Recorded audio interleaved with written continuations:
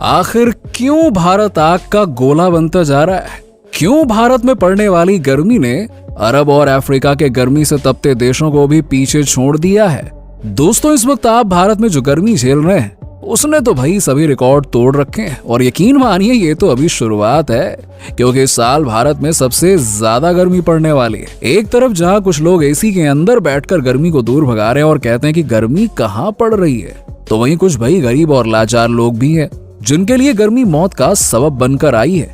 Heat wave की वजह से लगातार लोगों की जान जा रही है और ऐसे में जो बड़ा सवाल है वो ये है कि भारत में इतनी गर्मी पड़ क्यों रही है और कैसे इस मुश्किल से बचा जा सकता है? कैसे भारत को आग का गोला बनने से रोका जा सकता है? इस वीडियो में हम सभी सवालों के जवाब देंगे। बस आप गर्मी के कहर से बचना चाहते हैं तो वीडियो को छोड़कर कहीं मत जाइएगा। दोस्तों, अभी तो गर्मी की शुरुआत है, बारिश का सीजन आने में अभी लगभग 2 महीने बाकी है और इस बीच न केवल लोगों का गर्मी से बुरा हाल होने लगा है, बल्कि भारत कंगाल भी होने वाला है। जी हाँ, यकीन मानिए गर्मी का मौसम भारत के लिए काफी महंगा पड़ता है, क्योंकि आज भी भारत में हर 4 में से 3 व्यक्ति फिजिकल वर्क करता है। कोई खेती करता है तो कोई मजदूरी करता है, कोई ऑटो रिक्शा चलाता है तो कोई सड़कों पर खड़ा होकर सब्जी और फल बेचता है। और ये सभी लोग खुले आसमान के नीचे तपती धूप में सूरज के डायरेक्ट कांटेक्ट में अपना काम करते हैं और गर्मी में हाल बेहाल होता है। अब दोस्तों, ऐसे में चाहे इंसान जितनी भी मेहनत क्यों ना करना चाहे, लेकिन वो है तो इंसान ही ना।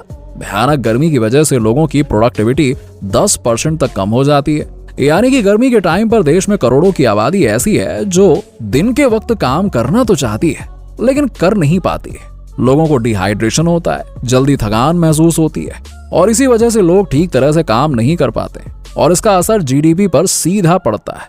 और आंकड़े तो ये बताते हैं कि आने वाले 5 सालों में गर्मी की वजह से लोगों की प्रोडक्टिविटी में जो कमी आएगी, इसका असर जीडीपी पर 2.5 से लेकर 4.5% तक पड़ने वाला है। यानी कि पूरे 126 बिलियन डॉलर्स का नुकसान भारत को सिर्फ और सिर्फ गर्मी पड़ने के कारण झेलना पड़ेगा। लेकिन किंतु परंतु दोस्तों, अगर हम थोड़ी समझदारी दिखाएं और हीट वेव से होने वाले नुकसान को बचा सके तो इतने बड़े अमाउंट में पैसे देश की तरक्की में अपना योगदान दे सकते हैं।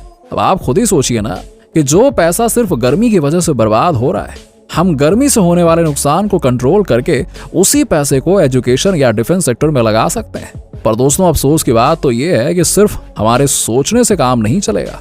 देश के लीडर्स ये बात बहुत अच्छी तरह से जानते हैं, लेकिन क्लाइमेट चेंज की तरफ किसी का ध्यान ही नहीं जा रहा, क्योंकि ये एक ऐसा टॉपिक है जिस पर काम करने से किसी को भी पब्लिसिटी नहीं मिलेगी। इसलिए सरकार भी ऐसे मुद्दों को साइड करके उन मुद्दों पर काम करने में लगी रहती है जिससे जनता आकर्षित हो जाती है। अब आप खुद ही देखिए ना, जिस इंसान के ऊपर 3 इडियट्स मूवी बनी है, यानी कि सोनम वांगचुक, उन्होंने लगभग 1 महीने तक लद्दाख में बैठकर अनशन किया, लेकिन किसी ने भी उनकी बात जनता तक पहुंचाना जरूरी ही नहीं समझा। ना मीडिया ने उनकी खबर दिखाई, न सरकार ने उनकी खबर ली। लेकिन हाँ, सरकार ने एक काम जरूर किया, उनकी बातों को सुनने के बजाय उन पर सेक्शन 144 लगाकर उनकी आवाज को बंद करने की कोशिश जरूर करी गई। अब दोस्तों, इसे देश का दुर्भाग्य ही तो कहेंगे, जहां कुछ लोग उल्टे सीधे कपड़े पहनकर न्यूज चैनल की सुर्खियां बन जाते हैं, तो कुछ लोग देश को एक बेहतर जगह बनाने के लिए, लोगों के भविष्य को बचाने के लिए मेहनत करते हैं, तो उन्हें कोई पूछता तक नहीं है। लोग उन्हें इग्नोर कर देते हैं। पर एक बात तो पक्की है कि हमारी ये प्रकृति ये किसी को इग्नोर नहीं करने वाली, ये किसी की सगी भी नहीं है। आप किस पार्टी को वोट देते हैं, आप किस भगवान की पूजा करते हैं, आप पढ़े लिखे हैं या नहीं, आपकी जेब में पैसे हैं या फिर आप कंगाल बनकर घूम रहे हैं, ये सब कुछ प्रकृति के कहर के सामने छोटा पड़ जाता है। प्रकृति का सीधा सा नियम है, अगर तुम मुझे छेड़ोगे तो मैं तुम्हें नहीं छोड़ूंगी। और तभी तो आज हालात ये हो गए कि क्लाइमेट चेंज की वजह से जिन देशों पर सबसे ज्यादा असर होगा उसमें तीसरा नाम हमारे भारत का ही है। हाँ दोस्तों, माना कि भारत हर चीज में आगे निकल रहा है, लेकिन इस लिस्ट में भारत का नाम टॉप पर होना वाकई में बहुत ही ज्यादा खतरनाक है, जिसका असर आपको इस वक्त देखने को भी मिल रहा है। तपती गर्मी ने हर किसी की हालत खराब करके रखी हुई है। हाँ, कुछ ऐसे लोग भी हैं जो सोच रहे होंगे कि अरे यार, ये गर्मी वर्मी क्या होती है, 2 महीने में चली जाएगी, और वैसे भी मुझे तो दिन भर एसी के अंदर बैठना है, काहे की गर्मी, वहां गर्मी कहाँ लगती है। पर अगर आप भी ऐसा ही कुछ ख्याल रखते हैं तो यकीन मानिए, ये जो एसी का शौक आपने पाल रखा है, ये ज्यादा समय तक चलने वाला नहीं है, क्योंकि एसी की वजह से ही गर्मी कम नहीं होती है, बल्कि गर्मी बढ़ती है।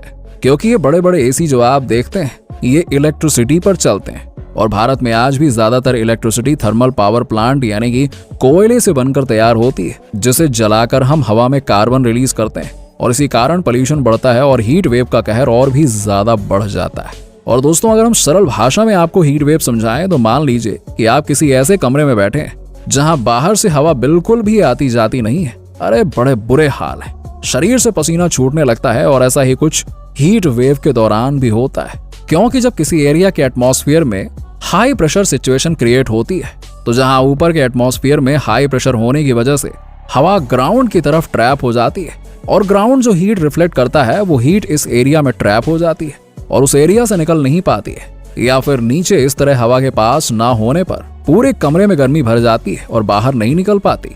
ठीक वैसे ही हीट वेव के दौरान पूरे एरिया में होता है, जहां वो पूरा एरिया हाई प्रेशर के कारण विंड पास नहीं कर पाता और जो हीट है वो फंस के रह जाती है। दोस्तों, हीट वेव गर्मी सर्दी बारिश की तरह कोई सीजन नहीं होता है कि आएगा और चला जाएगा। ये एक कंडीशन होती है जो तभी आएगी जब टेम्परेचर लिमिट के ऊपर पहुंच जाता है, और ऐसी कंडीशन में आप हीट वेव महसूस कर सकते हैं जिसमें भयानक गर्मी का सामना करना पड़ता है। वैसे दोस्तों, एक चीज तो आप भी मानेंगे कि जब ज्यादा गर्मी पड़ती है तो काम करने का बिल्कुल भी मन नहीं करता है, ना ही मूड सही रहता है।